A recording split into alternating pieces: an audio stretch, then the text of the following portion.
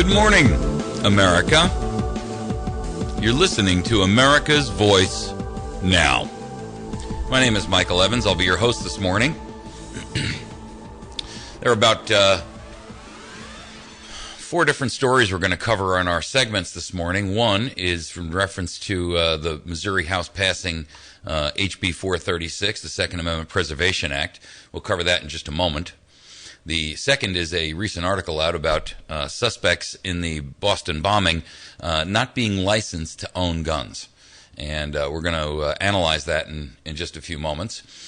Fourth is the pressure to be the news leader tarnishes a big brand, which is a story in reference to CNN and or the Communist News Network, as I like to refer to them, and how they are effectively more interested in actually breaking the news than they are in actually being accurate about it. So, without further ado, in our bullet points this morning, Missouri House of Reps has passed the powerful nullification of federal gun grab laws. This is an article that recently hit the New American, and so therefore it is now national news. And it is an important note because we have an identical bill that is currently running through the Senate, and it is imperative that we get this wrapped up before the end of this session. The way that this works is that once the session ends, we would have to wait until the fall to either readdress this issue and or bring it back to for an override of a veto in the event that the governor were to veto it. So what we have essentially is this week, it is imperative that we get our bill passed in the Senate so that we can have a bulwark and a defense against federal overreach in reference to firearms and firearms legislation. So this prohibits the enforcement of federal gun grabs within the sovereign borders of the state of Missouri, and it passed by a vote of 115 to 41. Now that's an outstanding statement, because we keep hearing diatribe from this administration telling us that 90% of America supports stronger gun legislation, which we all know to be a lie, because if that were true, the federal government would have passed some kind of legislation. The folks that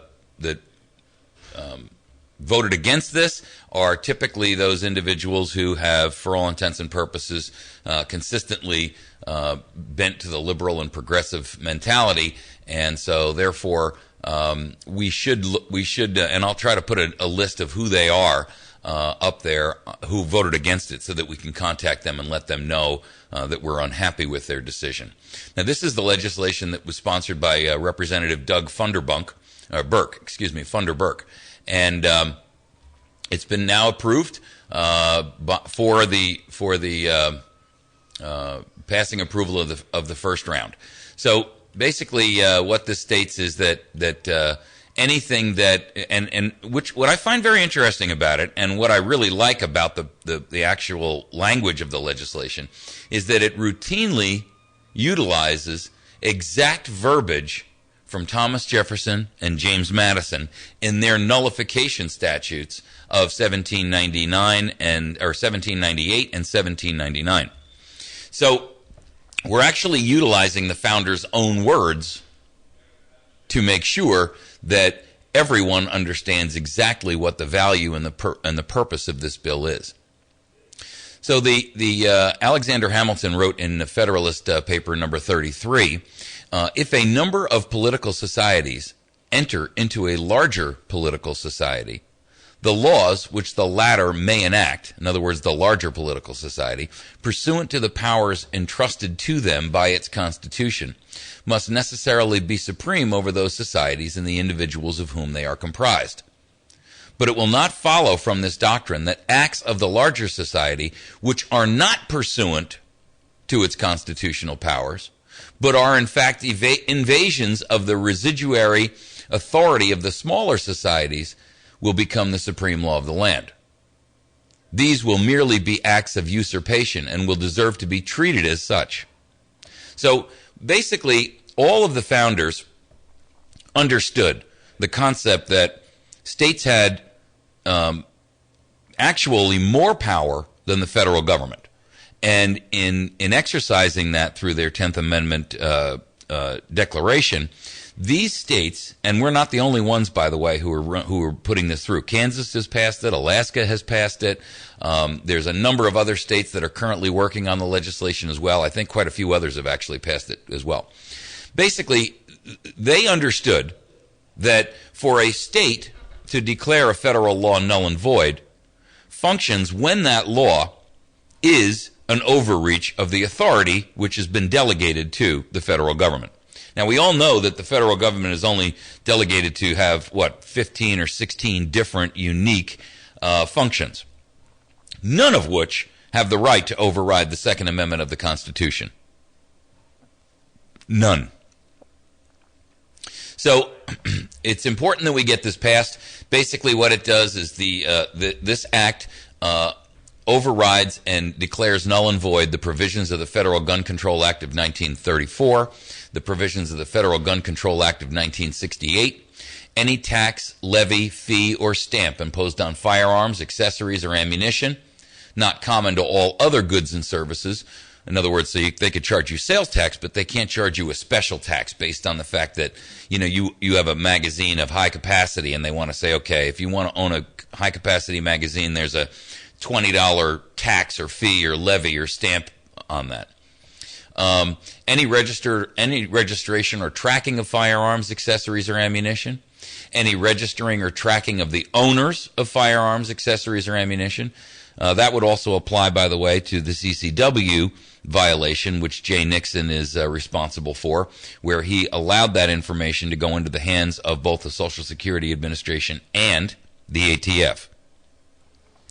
Any act that forbids the possession, ownership, or use or transfer of any type of firearm, accessory, or ammunition. Any act ordering the confiscation of firearms, accessories, or ammunition. That's a powerful statement, folks. It is the most powerful Second Amendment Preservation Act in the nation. So make sure that you are doing your part to contact your state representatives, not your state reps, your state senators, and ensure that this act is passed this week. It must be accomplished this week, because that's all the time we have left to allow the governor to either veto it or allow the 15 days to pass, at which point it automatically becomes law. And he's got that 15-day window in which to veto it. And if he does that, we then have to bring it back into the House and the Senate and make sure that the Assembly can override his veto. And we certainly have enough votes to accomplish that. So our goal and your goal is to make sure that we make it very, very plain to our senators that this act must be passed, and it must be passed this week. This is an all-out push, all hands on deck. Everyone grab a mop, everyone grab a brush, everyone grab a pail. Let's get this job done. Now, I've got a list that's been posted up on our Facebook page for the telephone number of every senator in the state of Missouri. And I want you to use it because it has their phone numbers and their names.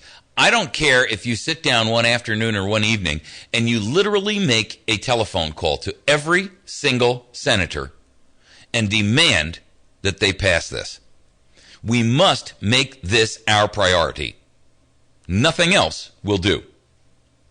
Once we have accomplished this task, we will have taken a gigantic series of steps that will essentially build a bulwark or a defensive wall around the state of Missouri.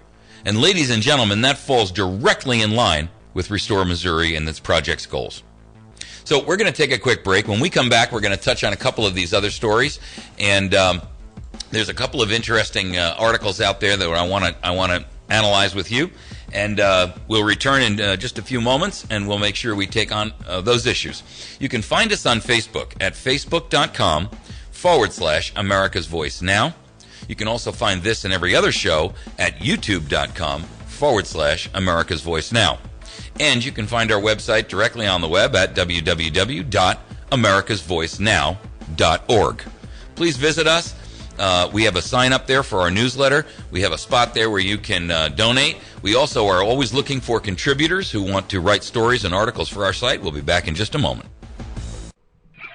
If you're looking for great deals on iPads or Kindles, look no further than your neighborhood Radio Shack authorized sales center. They've got great deals on the latest iPads and Kindles. Maybe you need a new GPS or an MP3 player to get your music library ready for those barbecues. Whatever your electronic needs, stop by your local neighborhood Radio Shack authorized dealer in West Plains at 1408 Southern Hills Shopping Center or call 417-256-1819. Kim Commando, aka the Digital Goddess, keeps you plugged in with a daily feature. Kim Commando's Digital Minute. This segment keeps you informed with what's going on in the technology world, along with new tips and tricks to use at home to improve those computer skills. Catch Commando at 7:22 a.m. during Cooper & Company on the Ozark's Best News Talk. If the feature has you craving more, join Kim, the Digital Goddess, Saturdays from noon to 3 on the Ozark's Best News Talk, 107.1 The Point.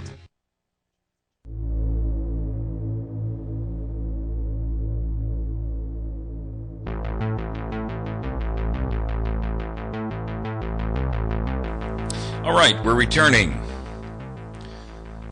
We have a surprise call from Sean Rhodes. Sean is the state representative for this area, the 154th District, and Sean's going to give us a quick update on where we are on this thing. Good morning, Sean. Thank you for calling in. Hey, no problem. Appreciate it. Thanks. So can you give us a quick update on the significance of this? Oh, this is this bill we heard last week, and it's always good when you have bipartisan support, and you have a few of that of the Democrats that you've seen on the vote. It was 115 to 115 to 41. Sure. That's a pretty strong majority. that is great. I mean, we have 110 Republicans, so that tells us we've got some folks that are pro-gun on the other side of the aisle. And, sure. And what we're going to... Or scared, one or the other. Exactly. Well, and if the governor decides he wants to veto it, we have more than enough to override his veto. And, sure. And that's exciting, too. And I know that the Senate's the same way. They're going to have enough to override a veto if it comes to that. You know, that bill we heard, we argued on the floor about it, and it actually had a had a representative from St. Louis, Newman is her last name, was going on about assault weapons and how, they're so bad and you can't defend yourself if somebody comes at you with an assault weapon. So I just inquired with her and asked her, what's an assault weapon? Tell me what your definition is. The first two words came out of her mouth were bazooka and tank. You're kidding me. No, and that was precious. And I told her, I said, okay, I'll agree with you. Those are assault weapons. We'll call those assault weapons. I'll concede the point. and that's great. Other than that, I think that's about the definition. So, that bill's an outstanding bill, and we're gonna get it pushed through. And there's a Senate bill just like it, and I think it's going to be a race. Whichever one gets there first is going to get it.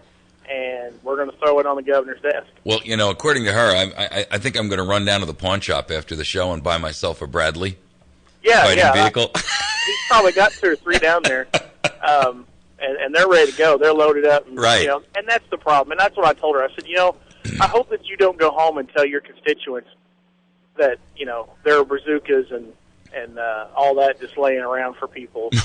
Because that is sad. I mean, you got to have... you got to know that's not correct. And yeah. If that's what people are pumping into other people, try to tell them this is what's going on, then we really need to stop that. Do those bazookas come with high-capacity magazines? Yeah, they actually the one I've got is like that. Actually, It's got a 30 or 80 rounder. Heck, I even bought a 100-round magazine for it. Right. That's the problem. Which means that you need to stand on a 20-foot ladder in order to actually hold it so that the magazine doesn't touch the ground. Yeah, if you could pick it up because it's so heavy. But no, that's those things. And another thing too, while I've got you on there, this DOR thing, we're working on it, and we're going to make some people accountable. It's no different than the Attorney General acts like he doesn't really want to get too carried away and get involved in this. And I think that the job description is that's what he needs to do, and sure. that needs to be his job. And more people that go in and I've heard some folks are going to the sheriff's offices and making yes. reports and yep. and and think about that. That's a pretty powerful message when you have 180-some thousand people that are concealed carry holders. and they are fighting in mad. fact, they're making a report, and they're saying, "Hey, look, I want something done." Right. And I think that speaks in huge volumes. And I don't know an actual count, but I know that I can only say anecdotally, I've had a lot of folks call me or come up to me and tell me, over the course of the weekend, I did a group of speaking engagements at a few different locations. And quite a few folks told me, yeah, I went down, I filled out, a complaint, and hopefully, I don't know what the actual count is. I guess I'd have to call the sheriff and find out. Sure. But and he may not even release that information to me, But Sure. but the ultimate goal here is to make sure that literally Mr. Koster's office is swarmed with these coming in from every county in the state, so that he doesn't have an alternative but to take legal action. That is correct, and that's the thing. I mean, when you sign up for a job, I signed up to run for a state representative. There's a job there, and I'm going to do that job. Sure. And I think it doesn't matter if it's governor or if it's treasurer or whatever. You need to do your job. Right. So that to me is part of it. And if it's good or bad, or it makes your friends look good or bad, so be it. Sure. It's what? That's called letting the chips fall where they may. That's right. It's honesty, and that seems to be a big problem. It's being honest, and we all, I say we. I don't have a hard time with it. There's a lot of folks that do, but it sure comes out pretty easy when the chips start falling. You have a lot of people that they start not going up and down. They start going left and right. Which way do we? Well, I need to kind of weasel out of this, and I think that it's important we see that, and we know that the next time these people come up and want to get elected again. Well, one of the reasons why I want to make sure that this thing is wrapped up before or this week is because we're going to run out of time in terms of the session where the governor has to either sign this, veto it, or just let the 15 days pass and then claim he was on vacation or didn't realize and he was in the pool or something. So and the governor claims to be pro-gun, and we're fixing to find out.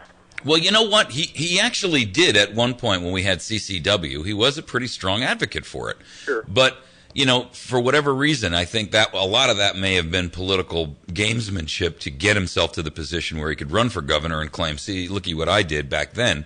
Sure. And now that he's there, that kind of that stuff kind of evaporates away, that willingness to do the right thing. So, well, and the other side of the coin here is he knows how the vote went down. Right. To veto at this point, he knows he's going to, and that's actually almost embarrassing for a veto to be overridden. It's not almost, it is. It is. So it's pretty rare that it happens. They did it last year. Right.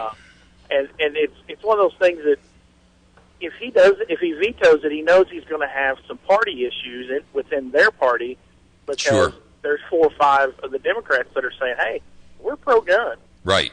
And that's not really conducive of them all working together and that. So, I mean, it was overwhelming how that bill voted out, and that was really good for us. We were real happy. We knew it would be close to that because every one of the Republicans voted for it. Sure. And then you add 3 or 4 more of the Democrat Party, and it just shows the strength of our state and where we want to be as far as our gun laws. And I think that's going to help us tremendously. I've been on the phone all last week with some gun manufacturers that are wanting to move out of state. I've gotten people that in the Sean, community, we've got that land available. I mean, I would love to be able to make that story available through you to them if that's possible. Oh, absolutely. And I've even talked to a guy this weekend that's owns a construction company, and said he's got land and he will build to suit and lease to them.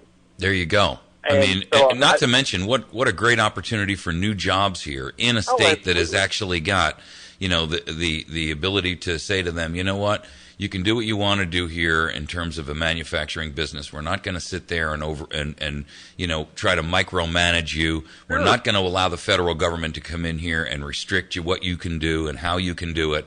And, we're going to give you the freedom to actually practice free enterprise, right? Oh, absolutely. And I think we made a very bold statement about that in our legislature this week, because that is one of the key things that these businesses like these gun places are looking at is, will the legislator stand behind us? Will the legislation are they going to impose a bunch of laws and regulations that's going to make us not be able to do our job? And I think we proved that we won't do anything like that, and we're not going to stand for anything like that. Sure. Now, if we can just get right to work. Oh, tell me about it. We got a home run here. Yeah, that's a chess match for us. We know if we pass it and go to the governor, we know where it's going.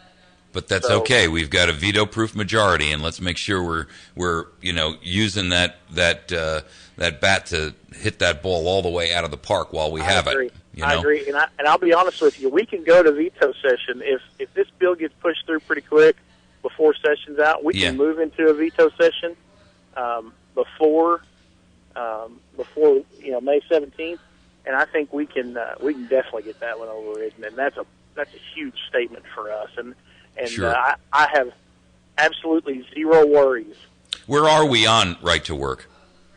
That was out of committee, and I think we need to hear it on the floor. And I don't know if it's on the calendar or not. My calendar with the floor stuff is in my office. Okay.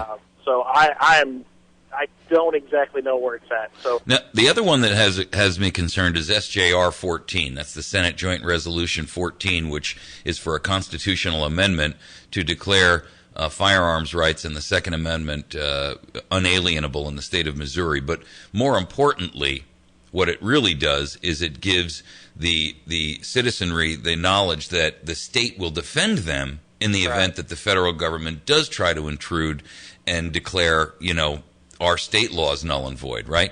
Where are we on that one, or what's your involvement with that? I honestly don't know. We are getting to the point where, last week we spent quite a bit of time on the floor, and it's fixing to be crunch time on that. The 12 hours of being on the floor, those days are right in front of us, and those are good because we can get stuff done. Sure, outstanding. And I think our leadership's definitely working in on that. And I told them the other day, I said, I'm really looking for these for 436, and where's this bill at?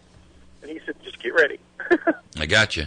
Well, I'm putting the call out there. I put a list of every state senator we have up on our Facebook page. I know senators normally don't want to hear from people outside their district, but I think if the response is overwhelming, they can't ignore it. Absolutely. And, they've got a veto-proof majority in the Senate. And I think you've actually got one or two Democrats that are pro-gun over there, too. So I don't see any problems with that getting passed. And that's, for once, it's really nice to have a good bill that everybody's in agreement with. Exactly, and does right for the citizens. Sure. And makes life easier on them. And I think that, to see the overwhelming support for that, this is, you come in smiling when you come to work every morning. I gotcha. Well, the one thing that I think and the one area where I think we can make headway with this is on Dempsey, who's actually got to bring it up on the floor. Right. He's in control of bringing it up, and I know he's definitely for it. I actually talked to him last week, and they were sitting down eating dinner, same place we were, and we kind of talked about some things real quick, and they're really showing that they're going to do a good job. Okay. Him and Ron Richards, floor leader over there, and I'm telling you, they're getting after it. Usually the Senate has a reputation for not really getting too carried away, and they are getting stuff done, and it's really encouraging. Outstanding. Well, I'll tell you what, we're going to do everything we can to make sure that this thing gets its way through, and I'll tell you, one other area you can look at is something to block this new CISPA cybersecurity bill, because that's already rammed its way through the House. It's of course going to go through the Senate with Harry Reid in front of it, and we should be looking at some kind of a nullification process for this CISPA cybersecurity bill too, because tell you what, it's some scary stuff in there. If you haven't read it yet, I'll make sure I get a copy to you. Sure. Hey, and I appreciate the time. I was listening to you after I took the kids to school, and I thought, I need to chime in here. There's times I'm not known for chiming in on a lot of things, but the things like this are really important to me, and I think we have no other choice. But well, thank you very, very much for your update today. I appreciate it. No problem. Have a good week. Have a great day. Okay, folks, we're going to take a quick break, and that was Sean Rhodes, State Representative. We'll be right back. Fox News Radio, I'm Sal Giancresso. The community will pause later today, 1 week after the deadly bombings at the Boston Marathon. A moment of silence will be held today at 2:50 p.m. Eastern Time, honoring those killed and the 180 injured. Many residents want to know the motive for the bombings. There are reports Joe Karsonayev reportedly is communicating with authorities in writing, although Fox News has not confirmed it. A special interrogation team from the FBI who also wants to know why and if any more threats remain. Fox Radio's Jeff Manasso in Boston. Seattle police are investigating some deadly weekend violence. 5 people are dead following a shooting at an apartment complex in Federal Way, Washington. That's located just outside Seattle. Law enforcement officials are still trying to sort out the chaotic scene. A male suspect is among the 5 people killed, but it's unclear whether or not he was killed by police. Fox's Marianne Rafferty. Fox News. We report, you decide. I'd like to thank our sponsor, Wits End Classic Barbershop, who is the sponsor of our telephone lines this morning. They're located on the square in West Plains. It's Wits End Classic Barbershop. Thanks to our friends over at West Plains Pawn and Gun. You can find them on the web at westplainspawn.com. They can be reached at 417-256-3000, and they're located on Route 160, about a mile past Walmart on the right-hand side. 400 guns undercover. Pizza Hut, our friends down there on Porter Wagoner Boulevard. They have an outstanding lunch menu with salad, pizza, and pasta. Excellent opportunity for you to have a great lunch and eat well and something tasty. Our friends over at the Battery Station at 303 Washington Avenue. You can find them on the web at batterystation.com. Telephone 417-257-7799. Our friends over at Ozark Mountain Self-Reliance can be found on the web at ozarkmtnselfreliance.com. My friend Brian there can be reached at 870-492-4030. They're located a half mile east of Walmart at 3225 Route 62, Mountain Home. My friend Mary over at Chantilly's Artisan Bakery, the best damn bakery in 100 miles. She's right off the square in West Plains at 2 Evans Arcade, and you can reach her at 255-2253. And my friend Bill Stone over at Stone Construction. If you're considering doing remodeling, custom or new construction, or anything light commercial, give Bill a call and have him bid on your project at 293-0116.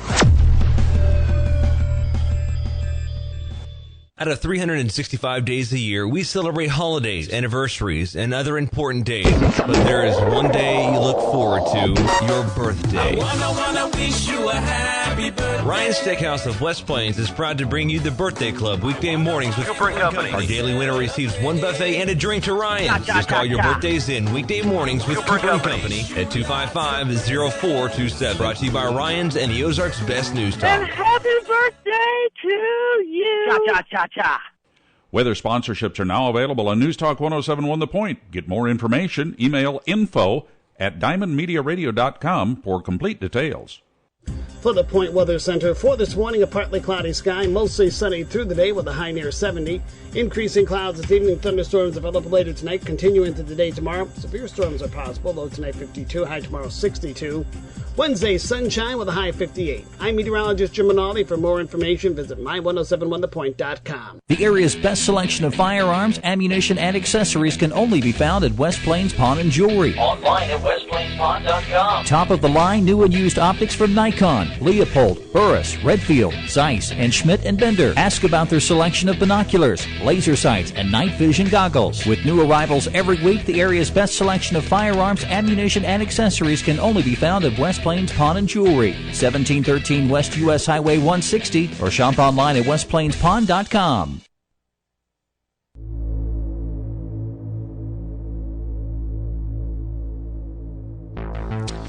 All right, we're back. So there is a new article out there this morning, which I found kind of interesting. This is on the Hill. There's a link up to it on our Facebook and on our website and our news bulletins.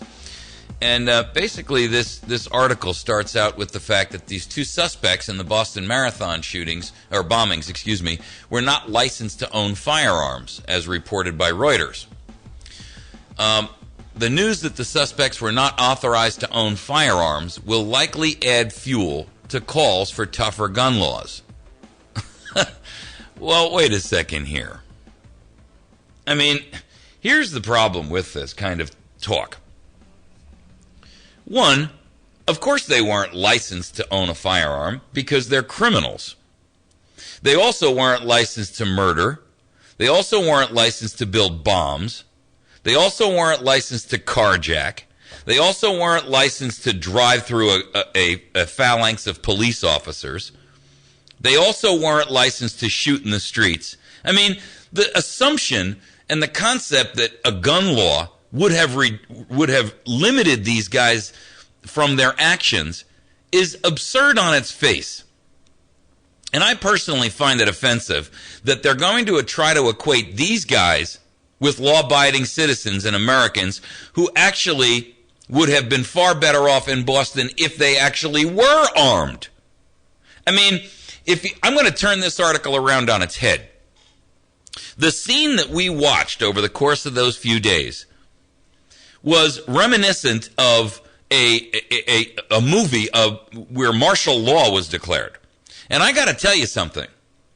I think an armed citizenry in Boston would have been a far greater significance in the capturing of this guy, because those citizens, instead of being in lockdown in their homes, would have at least had the capacity and the wherewithal to defend themselves if they came across him. Now, we constantly hear about how firearms are the root of all evil.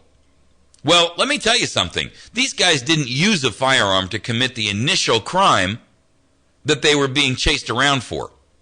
They used a bomb that they built, and they were radicalized, and that's illegal too. So where's your prohibition against radicalization of terrorists? I ask you the question because you're trying to tell me by the statement in this article that Reuters puts out and The Hill has published that the news that the suspects were not authorized to own firearms will likely add fuel to calls for tougher gun laws. You explain to me, Mr. Lillis, Mike Lillis, exactly how a gun law would have prohibited this tragedy from occurring. I'm asking you directly. I want to hear an answer from you. And I guarantee what I'm actually going to hear is crickets. The reason is because these guys had no intention of following the law in any way, shape, or form in any of their actions. And I find it repulsive that you would give the implication that a gun law should be up for review post-Boston. That those two things have any correlation or any connection in any way, shape, or form together. There's no parallel, sir. Any gun law would have had zero effect on these men. I'll tell you what I do suspect and what I do expect. And that is, when the reports start coming back from the forensics groups, here's what you're going to hear. Here's what you're going to see. They're going to try and tell us that these bombs that these guys made in these pressure cookers were done with black powder or with smokeless powder. And the next push you're going to see is going to be them trying to say, we have to limit powder purchases by everyone. I'll bet you money. Just watch, just wait. I'll either be proven right or I'll be proven wrong. But I'm willing to bet you that people in Washington right now are scrambling, trying to write a piece of legislation that will say we can prohibit powder sales to civilians. Watch, look, and listen. These individuals would not have been thwarted by either a powder prohibition or a firearms prohibition. They weren't thwarted by a murder prohibition. They weren't thwarted by a carjacking prohibition. They weren't thwarted by a breaking and entering prohibition. They weren't thwarted by anything. And that's exactly the point.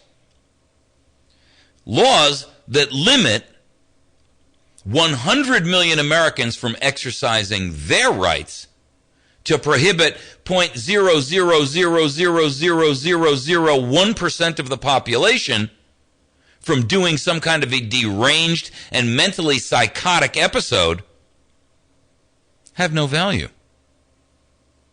None.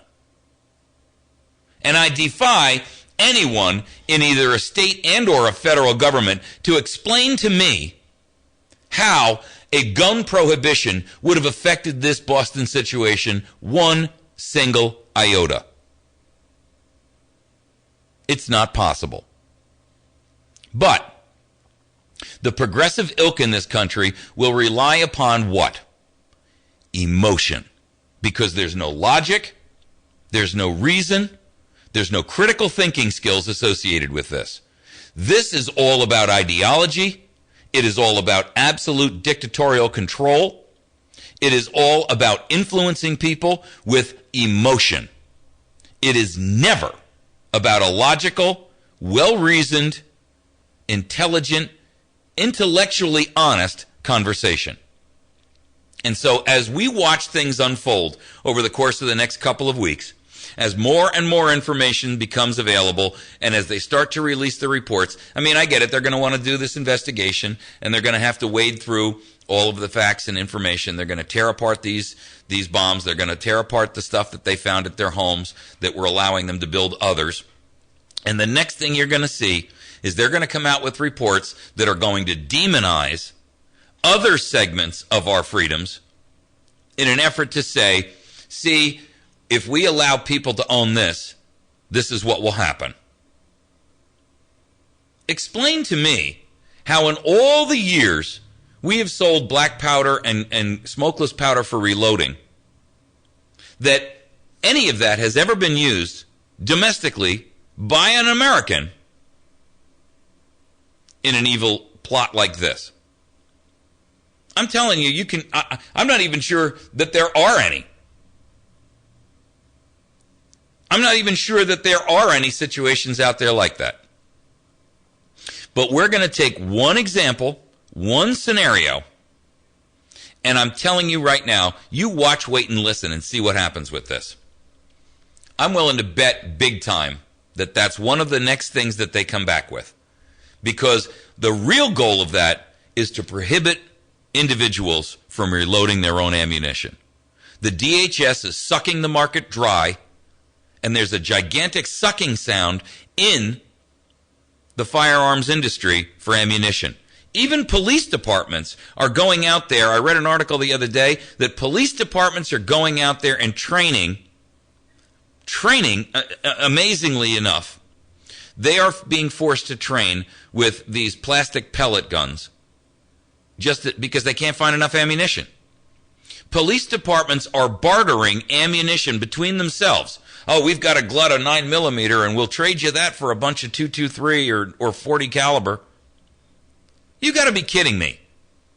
The federal government is so intent on putting damage to the marketplace that they are willing to make law enforcement officers bereft of the ammunition that's necessary so they can achieve some political ideological goal.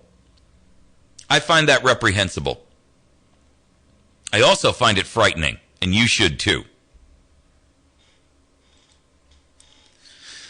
Okay, we're going to touch on after the break, we're going to touch on this this other article here about how pressure to be the news leader tarnished a big brand in communist news. CNN.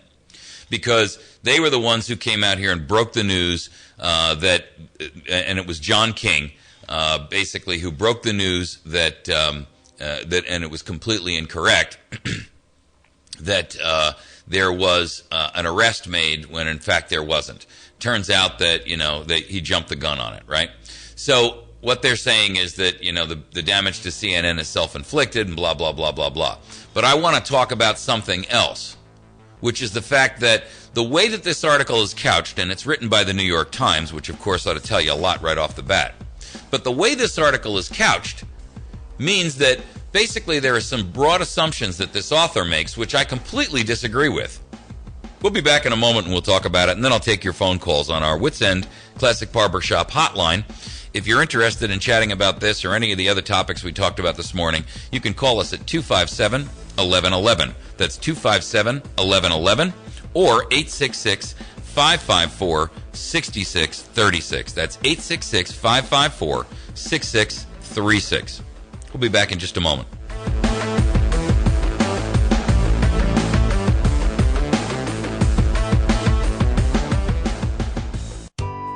Howell County Bank, branch of Bank at Thayer, locally owned and operated since 1900. It's not what they do, it's how they do it. Roger Lennon, president of Howell County Bank. Is it true that banks don't have money to lend? And that's just not true. All the area banks have money to loan. We certainly do, and it's just a case of lack of confidence right now. We certainly have money to loan and welcome customers to come in and apply. At Howell County Bank, it truly is not what they do, but how they do it. Equal housing lender, member FDIC. Out of 365 days a year, we celebrate holidays, anniversaries, and other important days. But there is one day you look forward to, your birthday. I wanna wish you a happy birthday. Ryan's Steakhouse of West Plains is proud to bring you the Birthday Club weekday mornings with Cooper & Company. Our daily winner receives one buffet and a drink to Ryan's. Just call your birthdays in weekday mornings with Cooper & Company at 255-0427. Brought to you by Ryan's and the Ozarks Best News Talk. And happy birthday to you. Cha-cha-cha-cha. Mission Control, this is Stan Sputnik. Dan, this 2013 FCC report on Internet service says Exceed is #1 for delivering advertised speeds. Well, sir, Exceed Internet is 4 times faster than average DSL. Did you know DSL stands for disturbingly slow load times? Keep it professional, Stan. Right, sir. Can I come home now? Stan, we need you up there to maintain these super fast 12 meg speeds. Now, let's check in with our local Earth-based Exceed dealer. Faith Enterprises, 1001 West Broadway in West Plains, or call 417-257-1803. There's one man on this earth who really, truly gets it.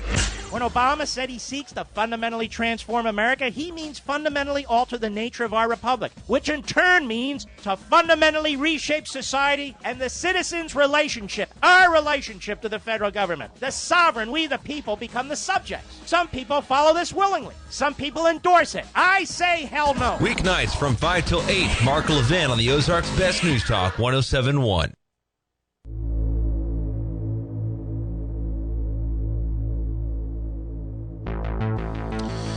So essentially, this article from the New York Times basically states that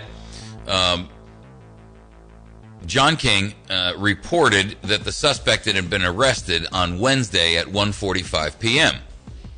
And it was a big scoop that turned out to be false. Now, for the record, he wasn't alone. The Associated Press, Fox, the Boston Globe, and many others also stumbled in this format. They basically stated that there was an arrest that had been made and a suspect had been picked up when in fact it turned out not to be true. And therefore he's stating that CNN failed in its core mission, which is true. They weren't alone. But what they're stating here, and the principle or the pretext of his article, has a couple of false assumptions that I'd like to point out. What they're talking about is rushing news to the public. And I think that's where the mistake lies. The problem with this article is that the author makes the following false assumptions. One, people will leave CNN or any other network if they report the story 3 minutes behind another network. Now, I don't know about you, but for the most part, when I'm watching a news story, and it's a riveting news story, I'm not predisposed to jump channels multiple times to try to see if somebody else has got a better scoop. I don't believe most Americans do that. And I think here's the problem.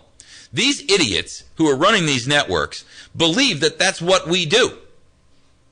They say, well, if we don't report the news and they see it on their Twitter account or some other nonsense, then they'll jump ship and go to another network and start watching there and we'll lose them.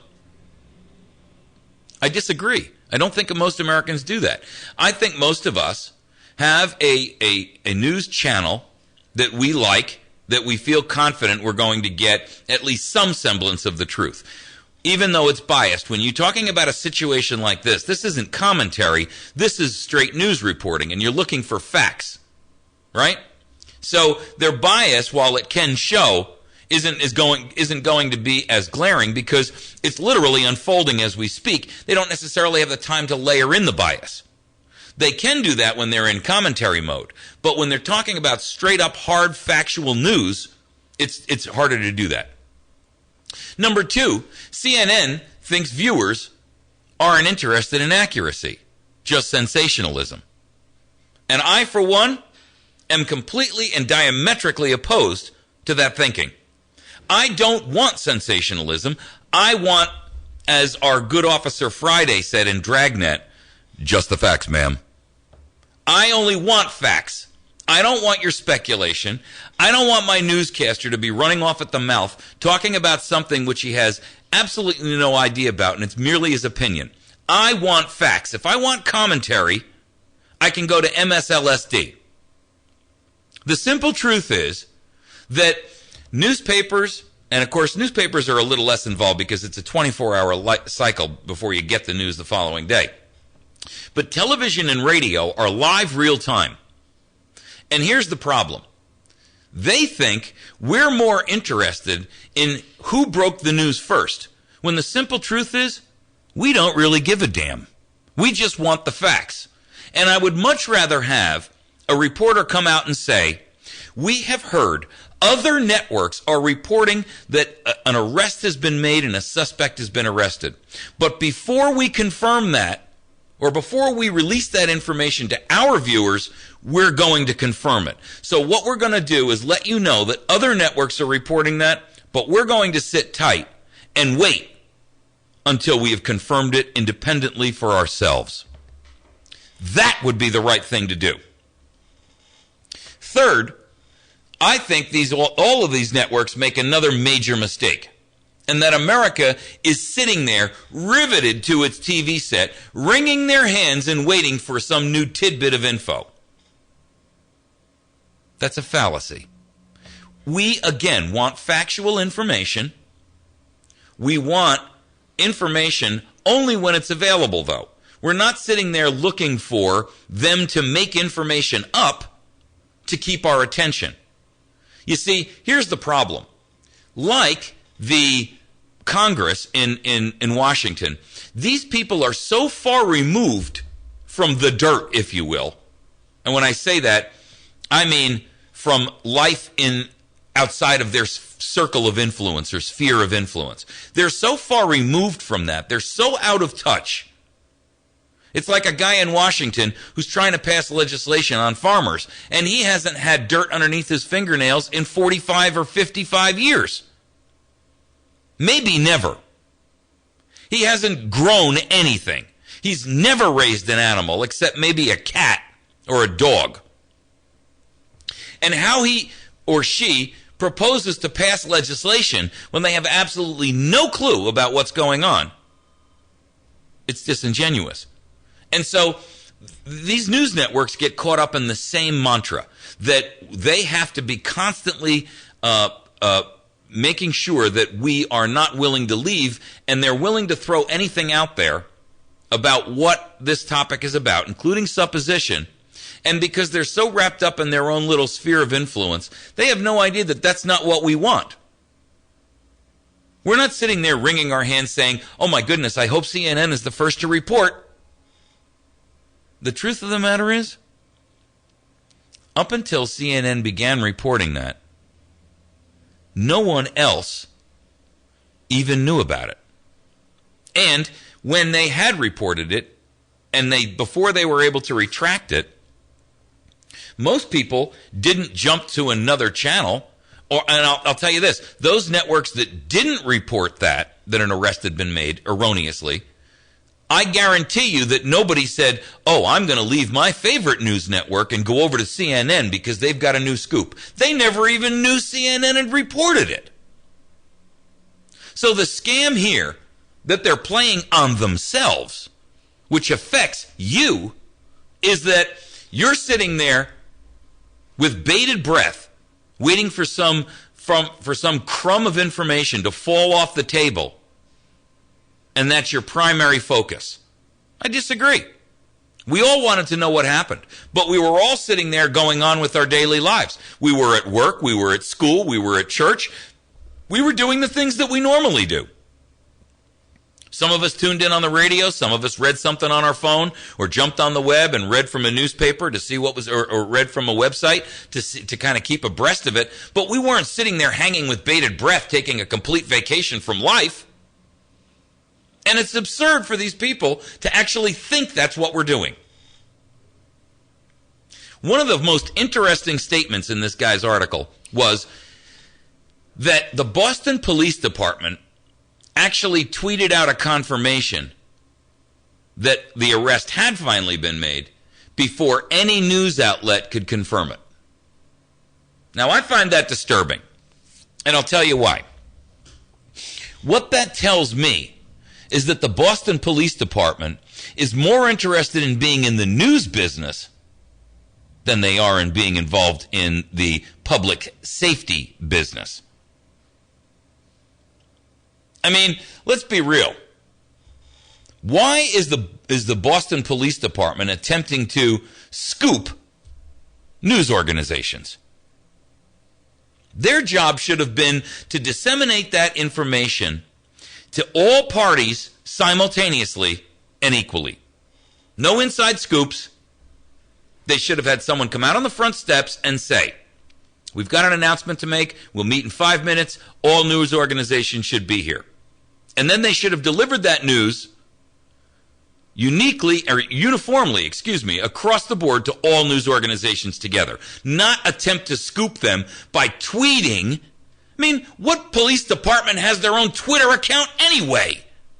And I get you might want one because you want to hear back from the constituents and the people in your area that you're in which you're a police department, or you want to put out alerts. That's great. But you're not supposed to be tweeting news articles. That's not your job.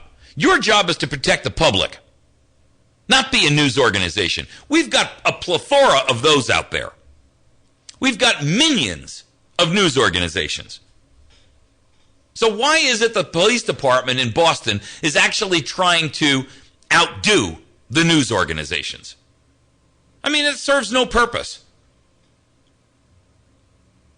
None whatsoever. If a police department is more interested in sensationalism than doing the job which they've been hired to do, I've got a major problem with that. Now, I recognize that my review of this article may be outside of the normal scope of how someone would read this article, but I'm here to remind you that your job as an astute, well-educated, thinking individual who uses critical thinking skills and is on the watch for manipulation by the media, this is your job, to begin utilizing your skills to make sure that when you see a news article, you read between the lines and think outside the box. That's your job. Because otherwise, you are a lamb being led to the slaughter. You're a sheep who's falling for the lie. How many folks would have read this article and said, okay, I'm going to break this down and analyze it and see what problems I have with the way in which the story has been written, couched, or drafted? That is our job, folks. And if we don't start doing that, we're going to constantly fall under the incense, the mind-numbing incense of mass media. It's our job to be aware of the fact when the hypnotist is standing there swinging the watch in our face. Okay, that wraps our show today. I appreciate everyone for your listenership and support. I want to thank Mike and Debbie Slack for the event that they put on down there in Koshkonong the other day. They did an outstanding and excellent job. Kevin and Dawn Jotz were deeply involved in that program. They are great American citizens and patriots. Thank you very much. And for all of the other Ozarks Freedom Festival organizers, what a great day that was. We'll see you tomorrow morning. We are the Ozarks' best news talk, KBMV Birch Tree.